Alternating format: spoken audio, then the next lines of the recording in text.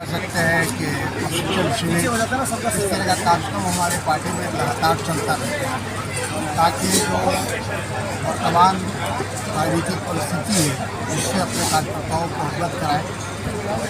अभी तो आज का जो हमारा उद्देश्य है या संकल्प है वो 2024 का है, मिशन 2024 में हम लोग का लक्ष्य है कि भारतीय जनता पार्टी को परास्त करना और यहाँ एक धर्मनिरपेक्ष सरकार बनाना। उस दिशा में हम लोग कदम उठा रहे हैं। तमाम विपक्षी दलों को एकजुट करने का प्रयास चल रहा है। आपको जानकारी होगी कि 23 तारीख को पटने में सभी दलों के नेता आ रहे हैं।